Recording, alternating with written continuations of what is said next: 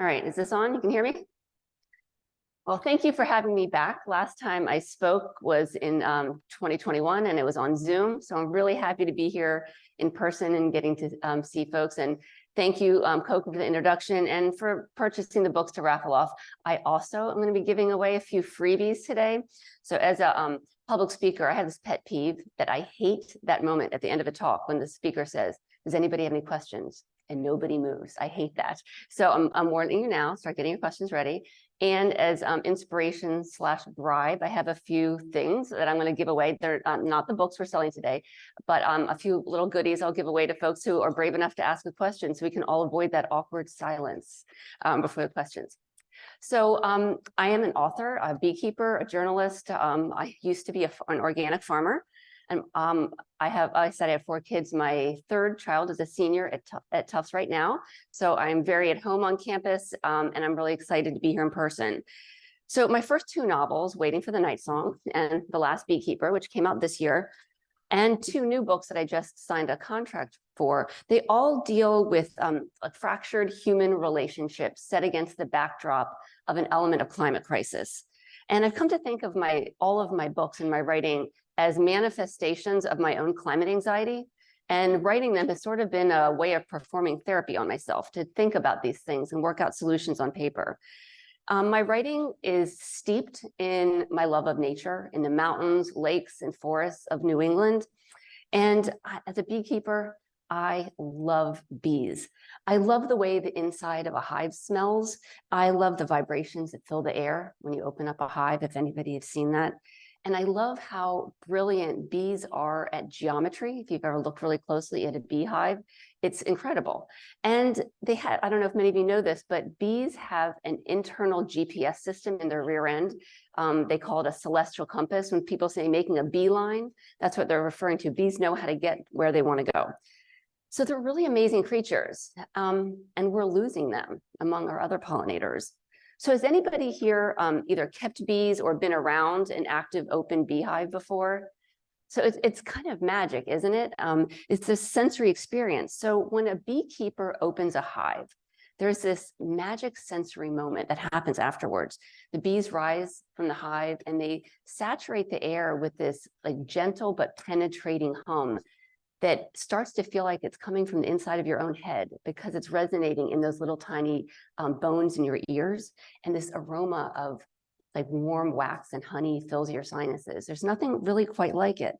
So as a backyard beekeeper, I always looked forward to that Zen-like moment when I would get to open a hive. And I would walk out there with this giddiness, anxious for that contact high you get from being among the bees. And my greatest joy as a writer is being able to share moments like that with readers.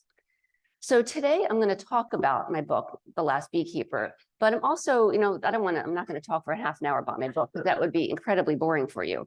But we're going to talk about my book in the context of climate fiction, which is, the place where climate science, literature, and activism intersect. But before we do that, I want to tell you a story. So a few years ago, it was perfect August day. It was a bright blue sky, nothing out of the ordinary. I stumbled across a pile of dead bodies. This happened only 3 miles from here, from campus. The sight of these corpses horrified me and gave me nightmares. Now, to be fair, I'm being a little bit dramatic because I'm a fiction writer and I am dramatic. The bodies that I found were bees, not people. There were 40,000 dead bees in a pile. And this really terrified me because these were my bees that I'd been caring for. I built my hive, one of those wooden frame hives. I built it with my own hands. I'd been caring for these bees, and it was seemingly really healthy. They were thriving. The honey was filling up the cells and the brood was thriving. And I used to sit outside the hive. I would crouch down next to it and watch the bees coming in and out with their pollen, the way you might sit by a campfire and get mesmerized by the flames. It's a really amazing experience. So then all at once they died, and they died in a pile right in front of me. So what did I do wrong?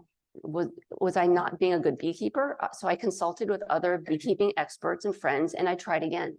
And I restocked my hive and I took great care of them. August comes around, the same week in August, all 40,000 of my bees died in a single day. So my first instinct is thinking like, am I a terrible beekeeper? Like, what am I doing wrong? And pretty soon I came to understand that my bees had been poisoned. A neighbor in my community of immaculate suburban yards had been using a lawn chemical in their yard that was toxic to bees. So my first instinct is I'm furious. I'm looking, glaring down the street, looking at side-eyeing all my neighbors. Was it you? Was it you? Who used this chemical? But pretty soon it became clear to me that the problem was not that someone put this toxic chemical in their lawn. The problem is that these chemicals are legal and they're readily available in the United States. They're not in other countries. If you go to most other countries, they've outlawed them a long time ago, but our government does not like to stand in between a landowner and their beautiful green lawn. So the problem is us, all of us. I don't put chemicals on my own lawn. I try to eat organic when I can, but I know sometimes I eat food that is probably grown on a big ag farm that uses these chemicals. I fly on an airplane probably more often than I should.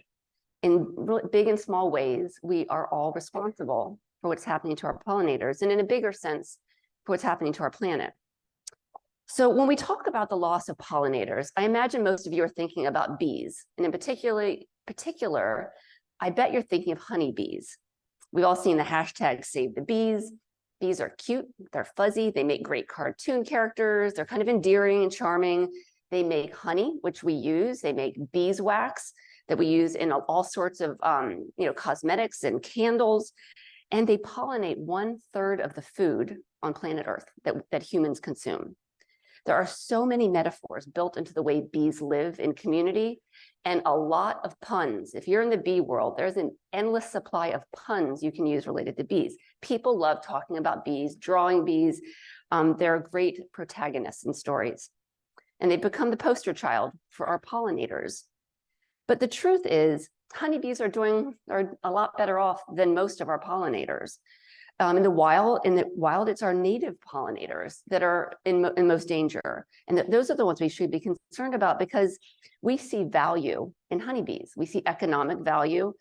They help us create the food that we eat. And we have created a business around them and we care for them. So, we're losing millions of hives every year. So like with my hive, when I reference my hive dying, how many of you have heard of colony collapse disorder?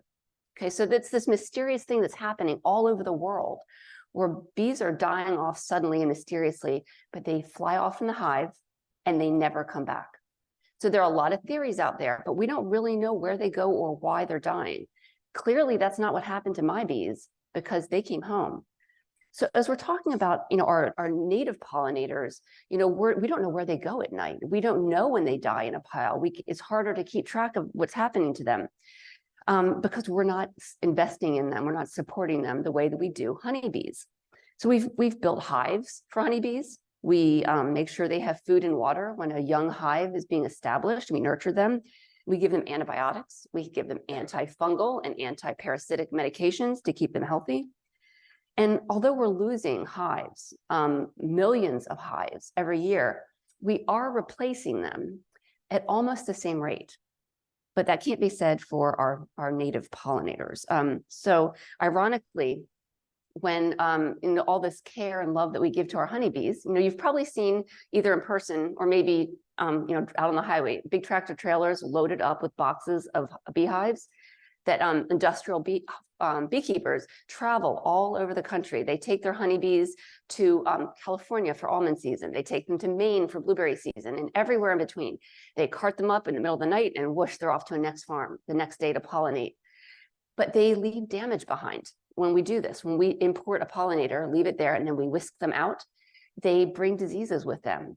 And they have antibiotics and all these antifungal, medications that we're giving them.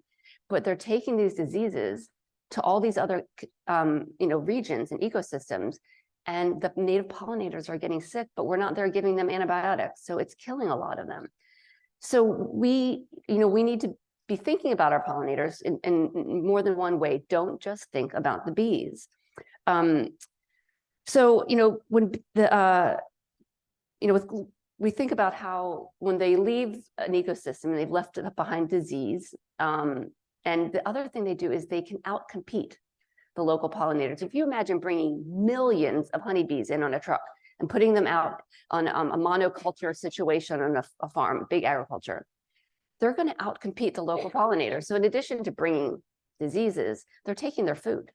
And so this stresses the situation. Now, add in rising global temperatures, drought, habitat destruction, invasive species, extreme weather, wildfires, and you have a perfect storm.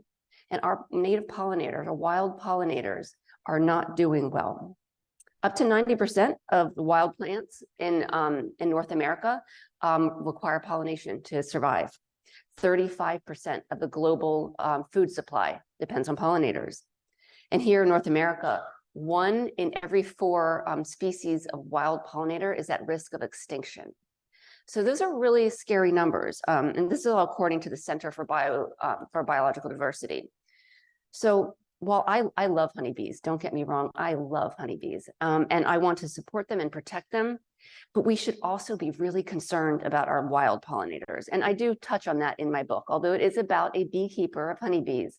There is conversations about the impact on the wild pollinators. So we should also be thinking about the wild bees, but also the less sympathetic characters like the yellow jackets, the wasps, the hornets, even the mosquitoes, because we might not like them, but we need all of them. So what can we do about it? How does fiction factor into the conversation? I'm going to answer those questions about what we can do and why fiction matters, but I want to circle back for a minute to my pile of dead bees in my yard.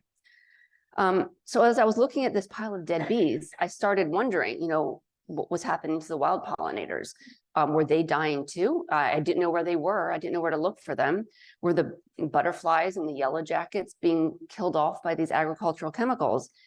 And then I started thinking, what if they all died? Like, what if all of our pollinators died? And I started thinking, what would the world look like? And so what would happen to our agricultural systems, to our food security? How would it impact our economy, our politics? If we lose 1/3 of the food on planet Earth, who gets the 2/3 that's left, and who goes hungry? How would it exacerbate the existing inequalities that we already see happening around the world? Would our economy survive? Would nations go to war? So here I am, I'm stuck with all of these what if questions buzzing around my mind. And as I thought about them, the questions, they started taking on shape. And an idea started to crystallize, a story about a beekeeper and his daughter as the world's pollinator population died off. I imagined a world in which people had to pollinate their food by hand, and they had to fight for diminishing resources. They had to fight for their families and for love. So in March of this year, that novel, The Last Beekeeper, this was my pandemic novel while everybody was holed up in their houses. This was what I was writing. It came out on bookshelves across the country, and for some reason in Bulgaria. If you're in Bulgaria, you can pick up a copy in Bulgarian. And I've received a lot of mail from readers. I've had people writing to me telling me their experiences with beekeeping, bemoaning the fact that there aren't butterflies in their garden anymore, or they're expressing their sadness about the loss of fireflies, lightning bugs that they cherished from their childhood. When I was a kid, the woods behind my house at night lit up with fireflies, and I don't see them anymore. It's very rare. So the people were communicating with me, so it was touching a nerve. When I would show up at literary events, readers were bringing me presents. They were bringing me a jar of honey from their grandfather's hive. I got these cute fuzzy socks with little bees with antennas on the feet, packets of wildflower seeds, bee-themed coffee mugs, pens. I got beeswax candles, lip balm. One reader even bought me a very of the moment gift of a beekeeper Barbie. It was very, very of the moment. My story, it was resonating with people. So after I published The Last Beekeeper, I suddenly found that I had a platform to go out and talk about this, to talk about our pollinators. I could share my fears for pollinators, but I could also share my hope. I've met with scientists, beekeepers, artists, professors, writers, landscapers, horticulturalists all over the country. And although my books are works of fiction, I am very committed to getting the science right. I do a lot of research. I conduct interviews with scientists. I read tons of articles and blogs and books. And I need to get the science right, because if the science isn't right, you're not going to trust me to tell you a story. So when I was working on The Last Beekeeper, I already had a knowledge base about beekeeping from my own experience. But this is as a hobbyist, as a backyard beekeeper, I'm not an expert, and I will never pretend to be an entomologist or an environmental scientist. So I look for experts to help me. Luckily, I live near a fantastic research university, Tufts University. So I reached out to Dr. Alicia Gruntman, who is a professor at the veterinary college and specializes in beekeeping. She was very kind, and she agreed to consult with me on this book. If you look at the acknowledgements at the end of my book, you'll see her name there. We talked a lot about real beekeeping science, but we also talked about speculative science, because I invented a speculative element in my book. So I'm not going to tell you what the speculative element is, because I would like you to read the book. But Dr. Gruntman helped me develop an idea that was plausible. It's not something that's actually happened, but she helped me create a scenario based on real science to create this element that could happen. And it helped me flesh out the story. In fact, Dr. Gruntman came up with this idea that I never considered, and it blew my mind, and it became a big element in my plot. So I owe a lot to her for not only helping me with the science and the plausibility, but she actually gave me a plot idea for my book. So, in my limited experience, I have found that scientists are generally very willing and often excited to consult on projects like this, because they like the idea of engaging fiction in a realistic way in literature. Inevitably, when I'm talking to scientists, are there many scientists or soon-to-be scientists in the room? I'm thinking there are environmental scientists. So I might be calling you. I have a couple more books in the works, so you guys might be my next victim. Scientists like the idea of seeing the science represented well in fiction. And inevitably, when I talk with scientists, we share our stories, our hopes, our fears for the climate, for this planet, because these stories matter. They're urgent. So The Last Beekeeper, I'll tell you a little bit about the story. It's about the tenuous relationship between a beekeeper and his daughter, Sasha, as the world's pollinator population collapses. It launches the world into a food security and agricultural crisis, which leads to political and economic crises. Because if we did lose our pollinators, we're going to lose a third of the food. And as I talked about earlier, it's going to disrupt everything. We lose the bees and all the other pollinators, and it's going to disrupt everything in our society. So it's a pretty heavy topic, right? That doesn't sound very cheerful, like nice light reading. But I want to assure you that this book is infused with my own sense of radical and relentless hope, because I really do believe in hope. And I think that if we don't have a reason, like an honest and a real reason, not a Pollyanna, sugar-coated reason, if we don't have a legitimate reason to hope, like what do we have to fight for? Like, why bother? And I do believe there's hope. So in The Last Beekeeper, we get a sense of the crisis that's going on in the background in our country and across the world, but that's just in the backdrop. This is really a story about a father and a beekeeping father and his daughter. It's a story about found family. It's about betrayal and redemption and hope in the face of crisis. So I tell this story in two timelines. So we hear from Sasha, who's the main character. She's the daughter of the beekeeper, when she's 11 and when she's 22. And the chapters alternate back and forth between the 11-year-old and the 22-year-old.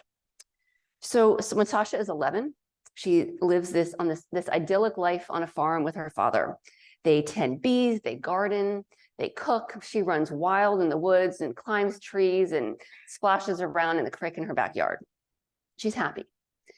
But in her 11th year, the bees on all the pollinators start dying off much more rapidly than we anticipate. And her father, who is infamously known as the Last Beekeeper, hence the title of the book, he is imprisoned for keeping bees illegally and not turning his research over to the government. Now, don't worry, I'm not spoiling the book for you. All of this, you're going to find out. Anything I mentioned, you're going to find out in the first two chapters of the book. So I'm not going to give away the big spoilers or anything. So all of a sudden, 11-year-old Sasha's perfect life is upended. Her father goes to jail. and she's set adrift in the foster system. Okay, so we have our second timeline that's going back and forth. Sasha's 22. And in the opening chapter, Sasha has finally worked up the courage to go back to her abandoned family farm because she wants to find this mysterious research that she believes her father hid somewhere on that farm. But when she gets there, she finds the abandoned farmhouse occupied by squatters. Now, remember, this is 10 years after the pollinators collapsed. The world looks really different. I like to, if you want to get a visual for the world, think of the Dust Bowl, but in the future. There's tent encampments, high unemployment, hunger, a government that people aren't satisfied with, and a lot of protests. The electrical grid is down in some places. It's a different looking world. It has a little bit of a dystopian vibe to it. So she finds it occupied by squatters, and that could be a little bit scary and dangerous, but she is so desperate to find this research, in part because she wants to know the truth about her father and this research that he hid, but she also is looking for the truth about herself because her memories aren't quite clear. And she thinks that she personally may have had something to do with the collapse of that final bee colony, and she wants answers. So the squatters reluctantly do let her stay, and she starts to form a found family with this group of people. She starts to imagine a new way to live in this broken world. And she thinks, maybe I should just let the past be. Maybe I should forget about my dad and his research and think about my future. So she starts to envision this new life, this new way to love, a new way to be loved. And just as she settles into this new life, she sees something that changes everything, or at least she thinks she sees something. So Sasha sees a honeybee, or she thinks she does. Remember, they've been extinct for 10 years. So if she really did see a honeybee, does that mean that other bees survived? Or is she losing her grip on reality? That's the big question in the book that's going to kind of carry you through the book. Is it a mirage conjured by her own guilt and grief? Now, trying to prove that bees exist in this kind of, dystopian world can be dangerous, and it could threaten this newfound family. She finally has a family after having been in the foster care system most of her life. And pursuing this could threaten this family, or it could save them all. So you have to read it to find out. So I tried to create a world for this book that would pull you in, that would make you care because you're a little scared. I said it in the future. It's just a hair in the future. I did not put a date on this book. I want you as a reader to feel very comfortable that you recognize this world. There's no new technology, no flying hoverboards or robots running around. It looks like our world, just a little bit changed. I want you to be comfortable because I want you to be uncomfortable that this could happen to you at any time. And that's because it could. So the New York Journal of Books called The Last Beekeeper a mesmerizingly original book. Dalton's world is stunning. And Publishers Weekly noted the superior world building. So I'm really proud of those reviews because I desperately need you to believe the world. I need you to believe in my characters and love them and worry about them so that you're invested, because I want you to care. So as I said earlier, I'm not an entomologist. I'm not an environmental scientist. I am a storyteller. I make stuff up for a living, but that does not mean that I'm not engaged with the truth. So I was a journalist for most of my career. As Sarah said in the introduction, I wrote for the Boston Globe, for Newsweek, and a bunch of publications. And I was bound by facts, as a journalist should be. I honored data and facts that could be supported with verifiable information. But when I started writing fiction, I discovered I could access a whole new kind of truth through art, because there is truth in fiction, because stories reach us on an emotional level, because that is where the truth lives, in our hearts, not in our heads. So sometimes you need to feel someone else's pain to see their truth, or to validate what they're experiencing, to internalize it. And that's what fiction can do. And I'm going to share an example with you about why I think this matters so much. So my first novel is called Waiting for the Night Song, and it's set against the backdrop of rising temperatures, drought, farm foreclosures, and a looming threat of a wildfire. And the main character is a forestry researcher whose work is being thwarted by an unnamed conservative administration, I'll just let you use your imaginations there, who blocked public lands from environmental research. So when the book came out, a critic posted a review, and it started out something like this. I'm not quoting, but it's something to the effect of, I don't like politics in novels I read, and I don't really pay that much attention to climate change. So I'm like, okay, this is clearly not my target audience. So I braced myself for a scathing review. And their critic went on and said, but I loved the story. I loved the characters. And because I cared about the characters, I cared about what happened to them. And by the end of the book, I found that I now care about climate change. So therein lies the active, quiet activism in literature. Art has the capacity to move someone, to affect them emotionally and open them up to new ideas. If you think about it, reading a novel is an enormous act of empathy. A reader is temporarily, voluntarily putting aside their own worldview to see the world through somebody else's eyes. They feel empathy. And when you feel empathy, it changes you just a little bit.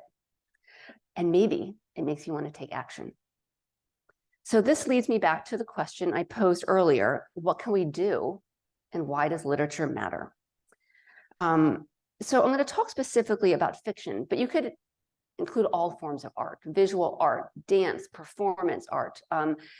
There's a lot of ways artists are engaging with climate. I'm talking about fiction, but a lot of this applies to art in general. And I'm also going to be talking specifically about the climate science that pertains to pollinators, but you could extrapolate that to any form of climate science that you're engaging with. So first, I think the most immediate opportunity is in conversations about literature or art. When you read a book, when you go see a play, you attend an art exhibit, you talk about it afterwards, right? You share ideas with people who went to see it, or you tell people about it. You exchange perspectives. Maybe you argue about it. Maybe you are intrigued and you go seek out other information about it. You connect with and engage with other people who are interested in the same topic. So when I speak at book clubs, libraries, and universities, I almost always get the same question: what can I do to help the pollinators? Well, a lot, actually. I'm going to give some examples of things that are concrete, actionable things people can really do. The list is a lot longer. There's big things like go lobby Congress, or chain yourself to a tree. But I'm going to talk about some smaller things that you could do. So number one, don't put chemicals on your lawn. Don't use herbicides and pesticides. And especially if you're going to use a product, read the labels and know what you're putting down. Neonicotinoids, know that word. That is killing honeybees. Neonicotinoids and a lot of other harmful toxins that are legal. So don't assume that if you got something at a garden center, that it's going to be good for your garden. And if you have a gardener or a landscape person that helps you with a property, ask them to find organic solutions, because they can. They're not always the easiest solution, but they're available and they're out there, and it's worth doing. Has anybody here ever heard of No Mow May? Is that something anybody's heard of? So it's just kind of this new phenomenon that's taken a hold the last couple of years. It's pretty easy. Don't mow your lawn during the month of May. No Mow May. And the reason is you let the grass grow, let the weeds and the flowers grow to create a habitat for some pollinators. Some pollinators live underground. They burrow. They don't build like beehives. And it also provides food for them in early spring when they're really out there foraging. So you can they make lawn signs you can put on your lawn so your neighbors don't think you're just a lazy bum not mowing your lawn. It says, I'm participating in No Mow May to support my pollinators. Maybe you'll shame your neighbor and they'll stop mowing their lawn. I've seen neighborhoods where whole strips of houses all let their lawns go in May, and then they mow them. So if you want to take it a step further, you could dig up part of your lawn. So I did this. A part of my property that was grass. And I'm not a purist, by the way. I don't believe that you're not an environmentalist if you don't do everything. Do what you can. Take a small step, and that's important. So I didn't dig up my whole lawn, but I dug up a nice big swath of lawn. It's probably almost as big as this room, maybe a little bit smaller. I planted part is a meadow. I planted all these wild grasses and wildflowers and berry bushes. I planted hazelnut bushes. There's a peach tree. I have grapevines growing there. I have an herb garden and a flower garden. It's a pollinator garden. And I have beautiful flowers. I have grow intentionally plant things that are native, which is really important when you're planting. If you want to support your pollinators, if you plant species that are non-native, it might attract non-native species, birds and insects to attract to it, because animals and plants evolve together in an ecosystem. And so if you plant native plants, they are the food for your native pollinators because they evolve together. And I'm going to give you an example why this is really important. Does anybody here like figs? Like, I love figs, obsessed with figs. All right, there is a species of fig tree that can only be pollinated by a specific species of wasp, a little tiny wasp. If we lose that wasp, we lose the fig trees. So that's an extreme example of how the species can evolve together. But think about that when you're planting things. And again, you don't have to be a purist. The property where I live, before I lived there, someone planted this beautiful rose of Sharon bush, which is in the hibiscus family, not native to New England. It's beautiful. I'm not going to tear that tree down. It's been there for decades, I think, and it's beautiful. But I don't plant things in my yard that are not native. So those are little things you can do. And then last, I would say, if you're doing these things, don't think about them as a sacrifice. Think about them as a treasure. I love my meadow. I love watching the wind move through these tall grasses. I love my pollinator garden and my herb garden. And I specifically planted things that herbs and flowers that I could dry. A lot of them have medicinal qualities. So I dry herbs and flowers and I make tea. So remember, I told you I was going to give out, I was going to give out prizes. So I have this tea blend. This is my Stress Buster tea. It's from my pollinator garden, and the first person to answer a question in Q&A can claim this if they would like it. It has chamomile and echinacea, mint, pineapple balm, and did I say lavender? It's just a really soothing, calming tea. So look at your pollinator, look outside your window for opportunities. Don't think you're being a martyr by giving up your lawn. What can I do that would be like joyful? So I do this because I want people to fall in love with bees the way I have. I want to talk about my tea. I'm going to tell you about my tea, because then I can tell you about my pollinator garden. And then I can tell you about how much I love bees. I want all of you to fall in love with bees. I want your heart to ache if you envision a world without these dynamic, brilliant creatures. And I want readers to witness the miracle of the perfect geometry, the inside of a honeycomb. I want you to listen to the hum of a hive, which somehow, miraculously, is tuned to the exact pitch of a G note. And that's real. That's a miracle to me, that all bees know their wings, that vibration of their wings is a G note. So not everybody has that opportunity to open a hive and feel that powerful, like kind of feel that surrounds you when you open a hive. And few people get to smell that warm, honey-soaked honeycomb when you open up a hive. But I have the privilege of sharing that with you through story. And if I do my job as a storyteller, maybe my readers will be moved to care about what they put on their lawn, what they grow in their lawn, where they buy their food. Maybe they'll start lobbying for stricter restrictions on agricultural chemicals. And maybe together, we all do a little bit, we can avoid the future that I wrote about in The Last Beekeeper. So I travel around the country now, and I talk a lot about the plight of our pollinators to audiences from bookstores, libraries, schools, conferences, anybody who will listen to me. But I'm not the only author doing this. There's this growing category of fiction called climate fiction. Has anybody heard of this? It's kind of a newish thing. It's not really a genre. It's like a subgenre of other categories. So there are writers who are writing thrillers, there are romance novelists, there are horror writers, literary fiction, mysteries, young adult picture books that are tackling climate change through literature. When we open up to questions later, if anybody wants any specific recommendations on books, I've got lots of them, so feel free to ask me about that, or we could talk about it afterwards. I'm going to hang out for a little while if you want to talk about that. But there's a couple authors who I wanted to highlight for you because I think they're doing some really good work. So there's two in particular that if you're interested in this topic that I suggest that you follow them. The first one's name is Sim Kern. It's S-I-M and then Kern, K-E-R-N. And the other one is Aya de Leon, A-Y-A de Leon. So these two writers and activists inspire me because they're not only writing amazing fiction, but they are out there on the front lines as activists as well. They walk the walk in a way that really inspires me. So Sim Kern is the author most recently of a book as a USA Today bestseller called The Free People's Village. Sim is a non-binary trans writer living in Houston, and they write inclusive stories that challenge us not only to see what's wrong in the world, but they help us envision a better version of the world, the kind that we can aspire to live to, and I think live into. And I think that's really important because there's a lot of disaster stories out there, but there's also these stories that inspire us to see a world that maybe we want to live in. Sim takes fantastic care and sensitivity in including characters with a wide range of identities. Sim is an environmental journalist and is really active on TikTok. So if this interests you, look up Sim Kern.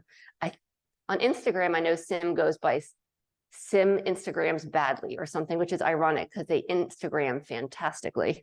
They're active on TikTok too, and they are educating people on all sorts of topics related to climate justice and climate activism, as well as being an author. And then Aya De Leon is also somebody who I suggest you look into if this topic interests you. Aya is a Black Latinx author in California who has several climate-related novels out. And one I particularly like is called A Spy in the Struggle. And like Sim, Aya is engaged in the fight. On a personal level, Aya is incredibly innovative in how she's challenging traditional publishing models to get stories out in a more timely manner. Because folks, we don't have a lot of time, and publishing is the slowest industry. I have a book that's due on November 1st, like in a few days. I'm a little nervous right now. I finish it. That book's not going to get on shelves until April of 2025. So publishing is slow. Aya is trying to change the model to find ways to get stories out there quicker. And she's also a warrior for making sure diverse voices are heard, is particularly in the climate literature and climate justice space. Because as I'm sure most people are aware at this point, climate change is affecting communities of color, Black, Brown, and Indigenous communities first and worst. In many parts of the country, these communities have been historically relegated to land that's more vulnerable. Maybe they don't have the resources to invest in climate mitigation, or the resources to evacuate when a disaster strikes or to rebuild after a disaster. And then there are writers like Matt Bell. I don't know if any of you know him. He wrote this amazing book called Appleseed that came out a couple of years ago. Matt Bell writes this wildly speculative fiction that makes you look at our world in a different way. And then there's Charlotte McConaughey. She's one of my all-time favorite writers. She wrote Migrations and Once There Were Wolves, which were really big books in the last couple of years. She's a stunningly gorgeous literary writer. So these are very different books we're talking about, but they all engage climate. I don't know if any of you read the book or saw the movie Annihilation. It was kind of a big movie a few years ago. Jeff Vandermeer wrote that book. And I heard him one time, and he said that Jeff Vandermeer thinks of novels as laboratories for futures that have not happened yet. So I love that. If you think about a novel as a laboratory, it's an experiment. And this experiment, we can examine it, we can dissect it, and we can look for clues on how to live better, how to not live into those scary futures, or how to actively live into more utopian virtues. So these books can leave us scared. They can leave us in a state of awe or wonder at how miraculous this world we get to live in really is. Maybe it'll inspire us to make changes to prevent those futures from happening. And maybe it'll activate us to help reach the climate goals that we are not on track to hit. So novels as laboratories for the future that haven't happened yet. I love that. When you're reading a book, think about that. Think about, like, do I want this to happen? And if I don't want it to happen, what could I do? So story ideas can come from anywhere. They show up in dreams.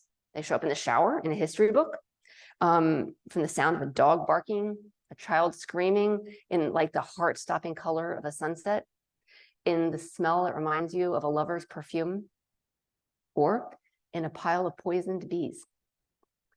Stories are everywhere, and they are speaking to us, and they're begging to be written. And it's the writer's job to listen and to recognize them, and to let those what if questions buzz around in our minds until they expand and take on dimension and color and smell And then you have to write them. Once they're there, like they're a living, breathing thing in my mind, and I have to write it. So as I said, I'm finishing up my third book right now, and it hinges on the effects of deforestation in a community. It's about 3 women who, for varying reasons, are drawn to a piece of deforested land. It's set in Concord, Massachusetts, and it engages a literary historical mystery related to the transcendentalists, and there may or may not be a haunting going on. So like The Last Beekeeper, this story was inspired by questions. What happens to a forest or to the land when the trees disappear? What happens to the fungal networks underneath the soil, the bacteria and the microorganisms under the soil? How do they fight to survive when the trees disappear? How do they evolve? And in my research, I found out that there are fungi that can evolve laterally. That means in 1 generation, which to me, that's like amazing. So I lean into these questions that scare me, because playing out worst case scenarios in fiction makes me feel a little bit more in control of my real life fears. And I unluckily, have a lot of climate anxieties. Therefore, I have an endless supply of what if questions and an endless supply of story ideas. So if this kind of storytelling appeals to you, consider telling your own stories. Make your activist voice heard. Are you a geologist, a meteorologist, a climate scientist, a computer coder, a game designer, a fashion designer? What about your area of expertise terrifies you or delights you? What gives you hope? And what about your specific knowledge base do you wish other people knew? Storytelling is having a big moment right now. I don't know if you've ever been to a story slam, such as like on the Moth Story Hour on NPR. They're gaining a lot of popularity all over the country. It gives you a chance to go to a story slam, to step up to the microphone and tell your story for 5 minutes. You can share your story. You get to give the audience your worldview for 5 minutes and tell your story. If this interests you, I'm going to make a short plug for an event that's happening in Somerville on November 30th at Arts in the Armory over on Highland Avenue. Myself and 7 other storytellers are going to be sharing 5-minute stories, all on the topic of bees and pollinators. It's sponsored by the Urban Bee League to promote awareness of the plight of pollinators. These stories are a form of activism, and they're a lot of fun. So if you're interested, you can ask me about it. Check out their website, the Urban Bee Lab. Maybe it'll inspire you to get out there and tell your own story, because we all have stories to tell. What if the questions that scare us can inspire us? For me, it's stories of climate that feel particularly urgent right now. I can leave the science to the scientists. I can leave the organizing to the community organizers.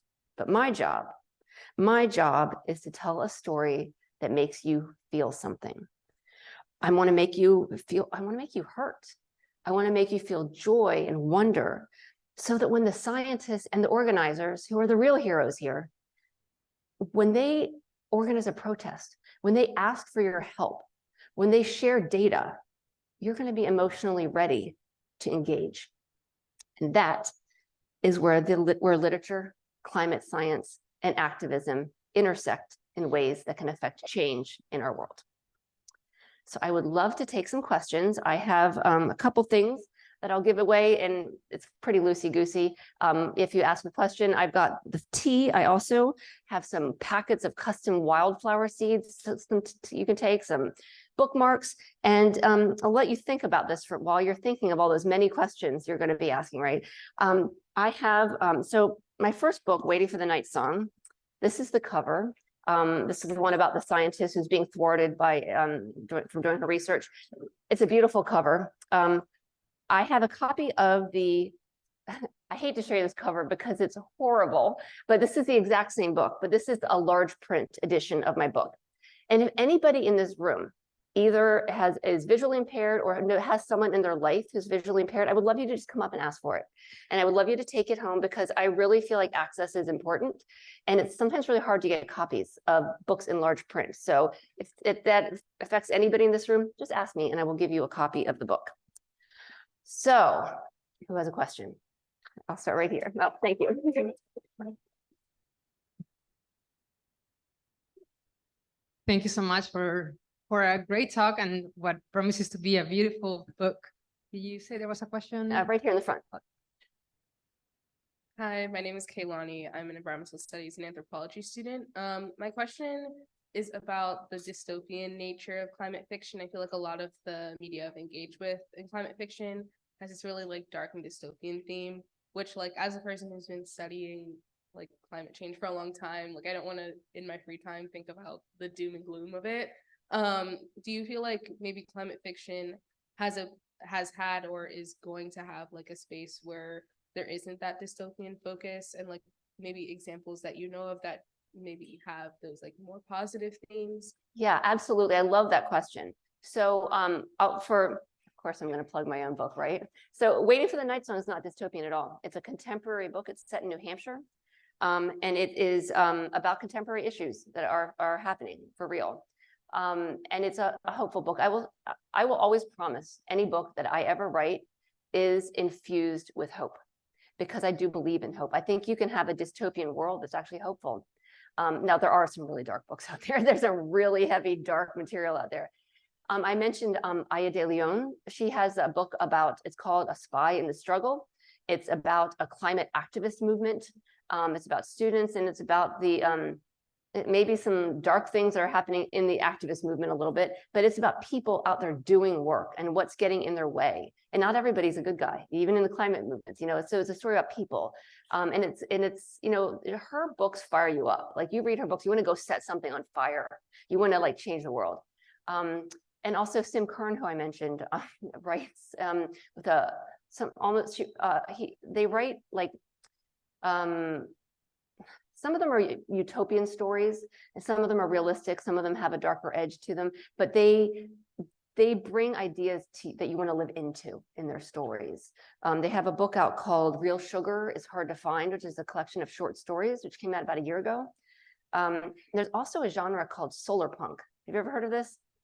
It's the opposite of dystopia. It's like the utopian version. It's the one where we've solved all the problems. Fossil fuels no longer exist. I will tell you, I did do one little thing because I'm a writer and I can make stuff up. In The Last Beekeeper, fossil fuels no longer are part of our society. I was like, you know what? I can say that. I can make that happen. And I wave my pen and fossil fuels are out of the picture. They're illegal. So there are people doing that. There's a book that just came out. It's getting rave reviews. I haven't read it, but people love it. It's called The Great Transition. And it's in a post-fossil fuel world. It offers a glimpse into what our world could be. So I hope that gives you some, so there is a lot of hope out there, I think. These books aren't, when I say hope, I don't want you to think that I'm sugarcoating and then pretending there's nothing wrong. But I do think there is room for hope, because I've used this example before, but like if you are a bird watcher and you set up a bird feeder every year and you have 15 hummingbirds that come every season and you're so excited for them to come back, and things are changing, there's drought, temperatures are higher, and only 5 hummingbirds come back. You could be paralyzed by grief and fear and anger that you only have 5 hummingbirds. Or you can look at these 5 beautiful hummingbirds that still are here that you love, and what can I do to help them? And I think that is maybe what you're looking for, something that's acknowledging that the climate science is real. We are losing a lot, but we have a lot left. So I hope that answers a little bit. And so after all the questions, if you want to come up, you can pick whatever prize you want, if you would like it. Thank you. Actually, Kenan is also one of the winners of the book raffle. So Excellent. You're going to come with lots of prizes today. Do we have any other questions?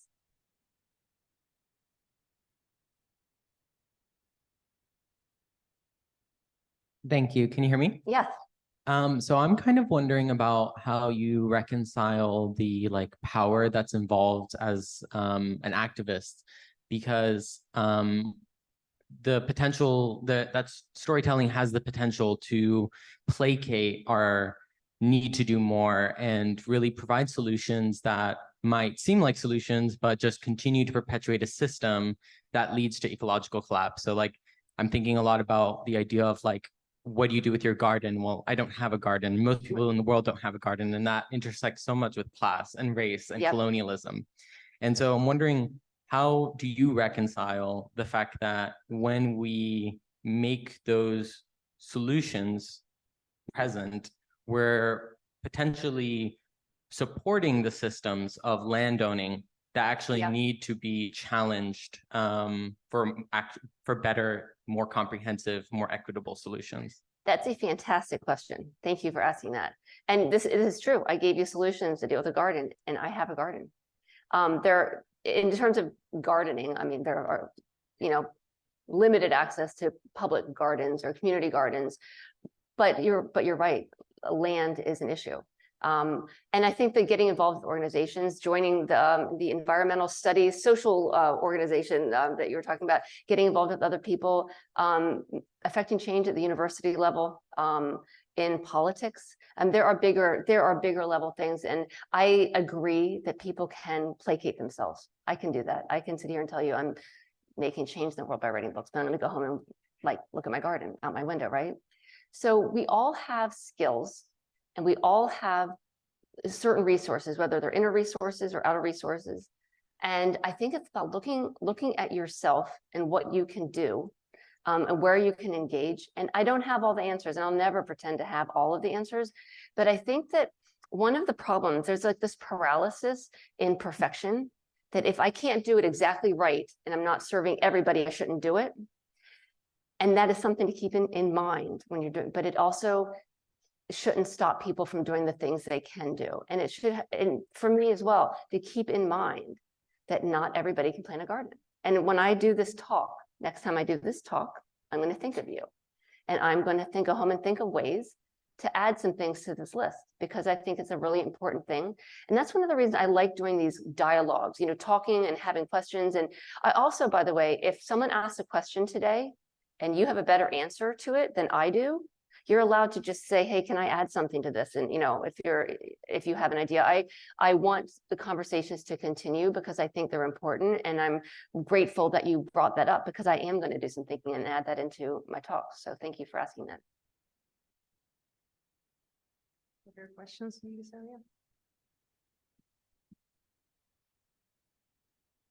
Hi. Sorry, I wrote something down. You're talking a lot about the urgency of telling these stories, but then contrasted with, I guess, how slow the publishing process is. So I was wondering if you could speak a bit as to are you seeing a shift in the way that these stories are told with the advent of the internet as well, and how quickly stories are being told and then forgotten about, how short our attention spans are? Are you shifting your writing to more smaller digestible pieces because of this? Or I mean, I know you said you're writing another novel. Are you frustrated by people Yeah. Yes, I am frustrated. Publishing is a very frustrating industry, and it's not just about stories related to climate science.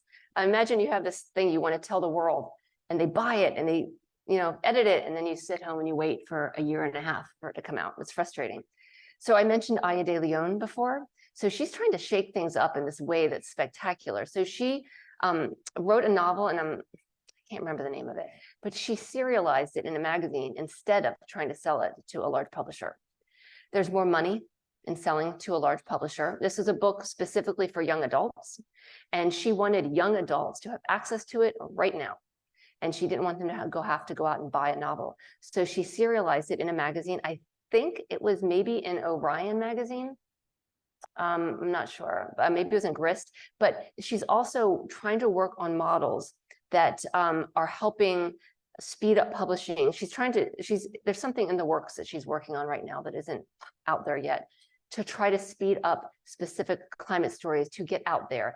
And she's being very, very conscientious about whose stories are getting out there and when, because publishing, like so many other industries, is very white. And a lot of the stories that are the most compelling stories that are coming out in the climate space are coming from marginalized communities.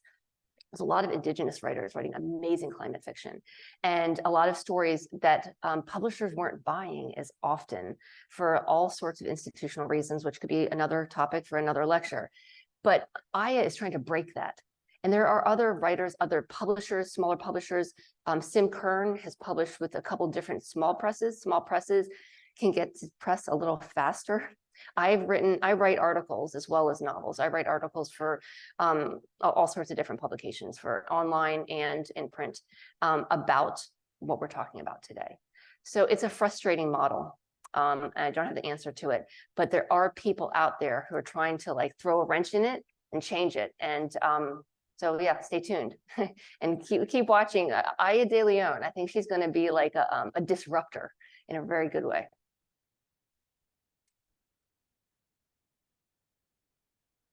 I had a somewhat similar question in that audiobooks and digital books have been having kind of almost a revival, or they've been becoming really popular lately. So I was wondering how you felt about whether your books would be available in an audio format, and what effect you feel that has on the story that you're telling. Yes, so both of my books are available on audio and available on Kindle. Or not just Kindle, but in e-versions. You don't have to use Kindle. You don't have to go to Amazon. They're available in digital versions, and I think it does make them a lot more accessible. I think that you could, because you can check audio and digital books out from libraries through an app, so you don't even have to buy them. You can access them from your home. Excuse me. And so I think it is opening up to a larger audience.